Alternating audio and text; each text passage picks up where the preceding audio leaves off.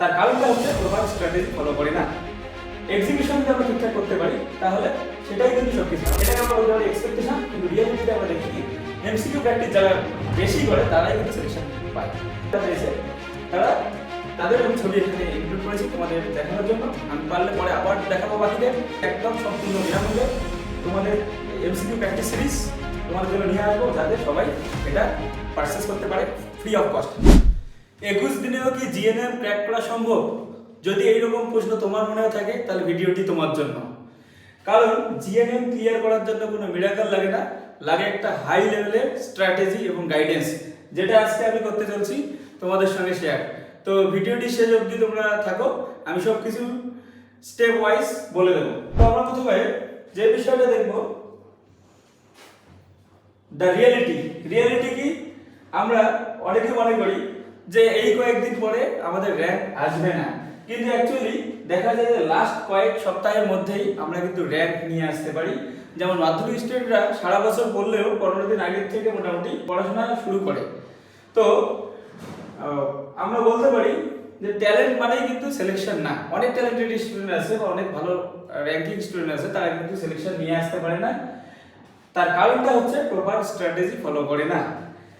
Execution যদি আমরা ঠিকঠাক করতে পারি তাহলে সেটাই কিন্তু সবকিছু। আমরা যদি এক্সিকিউট করতে পারি আমাদের প্ল্যানগুলোকে, তাহলে অবশ্যই আমরা সিলেক্ট হতে পারি। এভারেজ স্টুডেন্ট যারা আছে তারাও কিন্তু টপ করতে পারে, আবার টপার স্টুডেন্টরা খারাপ রেজাল্ট করতে পারে। এটা হলো আমাদের মানসিকতার উপর নির্ভর করবে। তো সবার প্রথমে আমরা দেখবো যে স্টুডেন্টের সবচেয়ে বড় মিস্টেক কি, বিগেস্ট মিস্টেক কি হবে, যেটা হলো র্যান্ডম স্টাডিং। ইচ্ছা মতো এক একদিন এক একটা চ্যাপ্টার পড়লো, কোন চ্যাপ্টারের সঙ্গে কোনটা লিঙ্ক আছে কিনা সেগুলো অ্যানালাইসিস ছাড়াই চ্যাপ্টারগুলো পড়া শুরু করলো, কোনো মক টেস্ট দিল না। এছাড়া কি করলো, র্যান্ডমলি যে কোনো একটা ভিডিও ওঠায় সেই লেকচারটাকে দেখলো এবং সেটার উপর স্টাডি করলো, কোথায় কি বলা হচ্ছে, কতটা প্রপারলি আমার কাজে লাগছে, কিচ্ছু আমরা দেখছি না। এমনকি অ্যাভয়েডিং উইক সাবজেক্ট, মানে দেখা গেলো যে ম্যাথ ভালো লাগছে না, করবো না, বায়ো ভালো লাগছে না, সেটাকে আমি প্র্যাকটিস করবো না। এটা একদমই ভুল।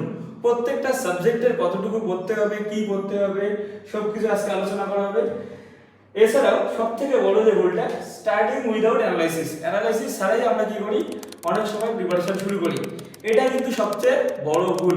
তার কারণটা হলো অ্যানালাইসিস না করলে, আমি যদি সঠিক রোড ম্যাপ না জানি, আমি রাস্তা না জানি, তাহলে আমি গুগল ম্যাপেও দিকভ্রষ্ট হতে পারি। তো এর থেকে ভালো আমি একটা রোড ম্যাপ তৈরি করব এবং সেই হিসাবে এগোবো। তো এখানে আমরা দেখব দ্য রিয়েল স্ট্র্যাটেজি। সঠিক স্ট্র্যাটেজি কোনটা? Focus on high weightage chapters. যে চ্যাপ্টারগুলো থেকে মার্কস বেশি আসছে, ক্লাস 10 আর 9 মিলে বায়োতে 10টা চ্যাপ্টার আছে, তার মধ্যে মোটামুটি আমি যদি 6টা চ্যাপ্টার রিকমেন্ড করি, ওখান থেকেই তোমরা 50 এর মধ্যে 45 মার্কস ক্যারি করতে পারো। তো এখানে গুরুত্বপূর্ণ বিষয়টা হচ্ছে যে, যেমন আমরা যদি দেখে নেই ক্লাস 9 এর 3rd চ্যাপ্টার, যেখানে রক্ত, টিস্যু এই পার্টগুলো আছে, তোমরা বইটা খুলে একবার দেখে নাও, ওখান থেকে 10 থেকে 12-15 নাম্বার পর্যন্ত চলে আসছে। তো এরকম কিছু চ্যাপ্টার আছে, একটা চ্যাপ্টার পড়লে 10-12 নাম্বার যদি আমি পেয়ে যাই, এরকম 4টা চ্যাপ্টার পড়লে আমার কিন্তু 40 নাম্বার হয়ে যাচ্ছে। একইভাবে ফিজিক্যাল সায়েন্সে টোটাল 14টা-15টা চ্যাপ্টার আছে, ওখান থেকে যদি তোমরা 60টা চ্যাপ্টার পড়ো, ওখান থেকে 20 নাম্বার চলে আসবে। ঠিক আছে? তো এরকম কিছু চ্যাপ্টার আমরা বাদ দেবো আমাদের টাইমটাকে কমানোর জন্য বা রিভিশনটাকে বাড়ানোর জন্য। দেখো, প্রায়োরিটাইজ রিপিটেড টপিক। যে টপিকগুলো থেকে বারবার কোশ্চেন আসছে, আমি ধরে নিলাম যে মাইটোকন্ড্রিয়া থেকে বারবার কোশ্চেন আসছে, তো সেই জায়গাটাকে আমি বারবার ফোকাস করব।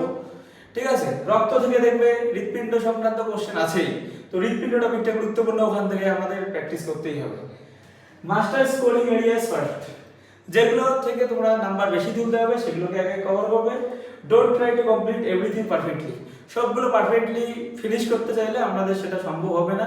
এই জন্য 2-3টা টপিক বা 4টা টপিক যেগুলো আমি সিলেক্ট করে দেবো, সেই টপিকগুলো তোমাদের কিন্তু ভালোভাবে কমপ্লিট করতে হবে। তো এবার আমরা আসি থিওরি আর এমসিকিউ প্র্যাকটিস। দুটার মধ্যে পার্থক্য কি? স্টুডেন্টরা, মেজরিটি স্টুডেন্ট হলো যে জায়গাটা ভুল করে, যেটা হলো কি থিওরি গিভস কনফিডেন্স। থিওরি অবশ্যই আমাদের কনফিডেন্স দেয়, কিন্তু রিয়েলিটি যদি আমরা দেখি, এটাকে আমরা বলতে পারি এক্সপেকটেশন, কিন্তু রিয়েলিটিতে আমরা দেখি কি এমসিকিউ প্র্যাকটিস যারা বেশি করে তারাই কিন্তু সিলেকশন পায়। তো তোমরা এটাকে যদি আরো ভালো করে বুঝতে চাও, তাহলে তোমরা দেখবে নিট অ্যাসপিরেন্ট যারা আছে তারা তোমাদের করতে পারে। তো তাদের কাছে তোমরা শুনে দেখবে, যদি প্র্যাকটিস আমরা এমসিকিউ না করি, সারা বছর বললাম, তবু কিন্তু আমাদের সিলেকশন আসবে না। তো এই মুহূর্তে 21 দিনের যে স্ট্র্যাটেজি আমি বলবো, সেখানে এমসিকিউ প্র্যাকটিস কিন্তু খুবই গুরুত্বপূর্ণ। এমসিকিউ প্র্যাকটিস না করলে তোমরা সাকসেস হতে পারবে না, যদি হও খুব একটা ভালো নাম্বার আসবে না। তো আমি সবার কথা চিন্তা করে, যারা সাকসেস এবছর হওয়ার সম্ভাবনা নেই তাদের কথাও চিন্তা করে কিন্তু আমি এটা তৈরি করেছি যে এমসিকিউ অবশ্যই প্র্যাকটিস করো, অন্তত অপশনটা মাথায় থাকলে তুমি অ্যানসারটা করে আসতে পারবে। তোমরা অনেকেই হয়তো জানো না যে আমাদের বায়োফোকাস অফলাইন ইনস্টিটিউশন আছে, যেটা আমি অনলাইনে নিয়ে যেতে যাচ্ছি। তার কারণটা হচ্ছে আমি প্রথম 2017 থেকে জেনপাস জিএনএম এর পড়ানো শুরু করি। তখন জিএনএম নাম্বার বেসিস হতো, তো জেনপাসের এক্সাম 2008-9 থেকে হয়। আমি 17-তে প্রথম কোচবিহারে শুরু করেছিলাম, তো সেটাকে আমি এখন চাচ্ছি যে ব্রডলি ওয়েস্ট বেঙ্গলে স্প্রেড করার জন্য। প্রিভিয়াস যার সিলেকশন আছে টোটাল 126 জন, তো এখানে সবার ফটো দেওয়া সম্ভব হয়নি। তো আমি রিসেন্ট যারা পেয়েছে তাদের আমি ছবি এখানে ইনক্লুড করেছি তোমাদের দেখানোর জন্য। আমি পারলে পরে আবার দেখাবো বাকিদের। তো আমি চাচ্ছি যে অফলাইনে আমি প্রপার হয়তো সাপোর্ট পাচ্ছি না বা স্টুডেন্ট অডিয়েন্স খুব একটা নেই, তো আমি চাচ্ছি একদম সম্পূর্ণ বিনামূল্যে তোমাদের এমসিকিউ প্র্যাকটিস সিরিজ তোমাদের জন্য নিয়ে আসবো, যাতে সবাই এটা পারচেস করতে পারে ফ্রি অফ কস্ট, কোনো টাকা লাগবে না এর জন্য। তো আমি শাহিনুর স্যার কোচবিহার থেকে, গ্রাম থেকে আমি উঠে এসেছি কোচবিহারে এই পড়ানোর উদ্দেশ্যে। তো আমি চাই তোমাদের সবাইকে গাইড করতে। সকল টিচার তোমাদের পড়ায় ইউটিউবে, কিন্তু প্রপারলি তোমরা গাইড পাও না। তো সেই গাইডেন্সের জন্য আমি আসবো। এবছর আমি এমসিকিউ প্র্যাকটিস দিয়ে শুরু করব, যাতে তোমরা বুঝতে পারো কোন চ্যাপ্টার থেকে কি কি আসে। অনেকেই ফর্ম ফিল আপ করেছো, তোমরা এখনো বই কেনোনি বা বই খোলোনি, তো তোমরা দেখে নাও কিভাবে আমরা এগোবো এই 21 দিন। প্রত্যেকদিন একটা করে ভিডিও আসবে, বাকিটুকু আমি ডিটেলস শেষে বলছি। মক টেস্ট ট্রুথ কি, লোয়েস্ট স্কোর আর নরমাল। আমরা অনেক সময় কি 100-তে 15, 20, 30, 40 পেয়ে আমরা ঘাবড়ে যাই, এরকম কোনো ব্যাপার নেই। কারণ মক টেস্ট আমাদের কি করে, উইকনেসটাকে এক্সপোজ করে, আমাদের কোথায় ভুল আছে কোথায় সমস্যা আছে সেটাকে এক্সপোজ করে। মিস্টেকস বিফোর এক্সাম, যদি আমরা এক্সামের আগে মক টেস্টে ভুল করি তাহলে কিন্তু এক্সামে ওটা আর ভুল হবে না। আর যদি মক টেস্ট আমরা ভয় না দেই তাহলে এক্সামে কিন্তু আমরা ভুল করব। Analysis matters more than marks, তাহলে অ্যানালাইসিস কিন্তু খুবই গুরুত্বপূর্ণ। অ্যানালাইসিস যদি আমরা না করি তাহলে কিন্তু আমাদের খুবই সমস্যা হবে। আর মক টেস্ট যদি আমরা অ্যাটেম্প্ট করি, ঠিক আছে, তাহলে কিন্তু আমাদের সফলতা আসবে। তাহলে কি অ্যানালাইসিস করব মক টেস্টের পর? সিলি মিস্টেক কোথায় হলো, কোন কোশ্চেনটা আমি সিলি মিস্টেক করলাম, টাইম ম্যানেজমেন্ট ঠিক আছে কিনা, যে ডিউরেশন আছে, যে একটা কোশ্চেন অ্যানসার করতে আমার কত সেকেন্ড সময় লাগছে সেটা আমি দেখব। উইক চ্যাপ্টারস, যে চ্যাপ্টারগুলো উইক আছে, যেগুলো আমি কোশ্চেন অ্যাটেম্প্ট করতে পারলাম না, সেগুলো রিভিশন করব। গেসিং এরর্স, ঠিক আছে, কোনগুলো ভুল বা গেস করে কোনগুলো ভুল হয়েছে সেগুলোকে আমার যতটা সম্ভব রিডিউস করতে হবে। খুবই বড় মিস্টেক এটা, গত বছর 6 থেকে 7 জন স্টুডেন্ট জিএনএম এর যারা এই মিস্টেকটা করার জন্য 2-3 নাম্বার কম আসছে, ফলে সিলেকশন হয়নি। ক্যালকুলেশন মিস্টেক্স, অনেকে ক্যালকুলেশন মিস্টেক্স করে, তো তার জন্য ক্যালকুলেটর তো দেওয়া হবে না, তোমাদের এটা আগে থেকে প্র্যাকটিস করতে হবে যাতে এরর বেশি না আসে। বিগেস্ট এনিমি, সবথেকে আমাদের বড় শত্রু কে? জিএনএম স্টুডেন্টদের জন্য সবথেকে বড় শত্রু হচ্ছে ডিস্ট্রাকশন, যেটা কি করে আমাদের র্যাঙ্ককে কিল করে, আমরা কখনো সাকসেস হতে পারবো না। যেমন রিলস, যেটা আমাদের পড়ার সময়কে চুরি করে। তারপর ডোপামিন, যেটা আমাদের ডিস্ট্রয় করে হলো ফোকাস টাইম বা ফোকাস পাওয়ারকে। কারণ হলো আমরা যদি গেম খেলি বা সোশ্যাল মিডিয়া এডিক্টেড হই, তাহলে সেটা কিন্তু আমাদের টাইমকে কিল করে। এছাড়া small distraction become huge losses, ছোটখাটো ডিস্ট্রাকশন। একজন বন্ধু বললো ভাই চা খেয়ে আসি, তাহলে আমরা চা খেতে গিয়ে দেখা গেলো দিনে 3-4 ঘন্টা উড়াই দিয়ে আসলাম, সেটাও কিন্তু একটা ডিস্ট্রাকশন হতে পারে। ছোটখাটো, আমি পড়ার থেকে 30 মিনিট পড়ার পর 1 মিনিটের জন্য উঠলাম, তারপর দেখবে 3-4 ঘন্টা কোন দিকে চলে গেছে বুঝতে পারবো না। ফোনে রিল স্ক্রল করার সময় আমি 1-2টা রিল স্ক্রল করার পর দেখি যে দিনের 8 ঘন্টা নেই, সন্ধ্যা হয়ে গেছে। তো এরকম খুব সামান্য কিছু বিষয় যেটা বড় একটা ইমপ্যাক্ট ফেলতে পারে আমাদের। মোটিভেশন ভার্সেস ডিসিপ্লিন, আমিও তোমাদের মোটিভেট করতে পারি, কিংবা সন্দীপ মাহেশ্বরী ভিডিও দেখেও তোমরা মোটিভেট হতে পারো, কিন্তু সেটা কিন্তু টেম্পোরারি, কিছু সময় পর নষ্ট হয়ে যাবে। মুড আমাদের ডিপেন্ড করতে পারে মুডের উপর, কারণ আমি কোন মুডে আছি সেটার উপরে নির্ভর করে। আমি যতই মোটিভেট করার চেষ্টা করি না কেন, তোমরা কোন মুডে আছো, দেখা গেলো শেখার ইচ্ছা নেই, আমি যতই মোটিভেট করি ওটা 5 মিনিট 10 মিনিট পর আবার স্বাভাবিক অবস্থায় চলে আসবে। মোটিভেট হওয়ার পর ইমোশনালি যে এবার আমার পেতে হবে, না পেলে আমি কান্নাকাটি করব, কি হবে, এগুলোও কিন্তু আমাদের কিছু সময়ের জন্য স্থায়ী। কান্না কিন্তু আমরা সারাদিন করি না, কিন্তু ডিসিপ্লিন যদি আমরা বিল্ড আপ করি, বেশিরভাগ সাকসেসফুল স্টুডেন্ট কিংবা র্যাঙ্কার স্টুডেন্টের যারা বোর্ডে র্যাঙ্ক করে তাদের কিন্তু মেইন হলো ডিসিপ্লিন। মেডিকেলে যারা সাকসেস হয় তাদের কিন্তু ডিসিপ্লিন ফলো করে। তো এর জন্য কি হবে, কনসিস্টেন্ট হতে হবে। আমি আজকের থেকে 10 ঘন্টা পড়া শুরু করলে 10 ঘন্টাই পড়বো, 8 ঘন্টা পড়াশোনা করলে 8 ঘন্টা পড়বো। একটা ফিক্সড টাইম টেবিলকে ফলো করতে হবে। হ্যাবিট বেসড আমাদের একটা হ্যাবিট তৈরি করতে হবে। সকালে আমি কত ঘন্টা পড়বো, কোন সাবজেক্ট পড়বো, কয়টা প্র্যাকটিস করবো। দেখা গেল কেউ মনে করলো যে আমি 5 ঘন্টা পড়লাম, তার থেকে ভালো তুমি 1 ঘন্টা পড়ে বাকি 4 ঘন্টা 200টা এমসিকিউ প্র্যাকটিস করাও, সেটা বেশি কাজে লাগবে। বোঝা গেল? প্র্যাকটিক্যাল। তো আমি যে বিষয়গুলোকে বলবো সেটাকে প্র্যাকটিক্যালি চিন্তা করবো, সেটাকে আমি পেন পেপারে লিখবো, কারণ লিখলে অনেক কিছু আমাদের মাথায় থাকে।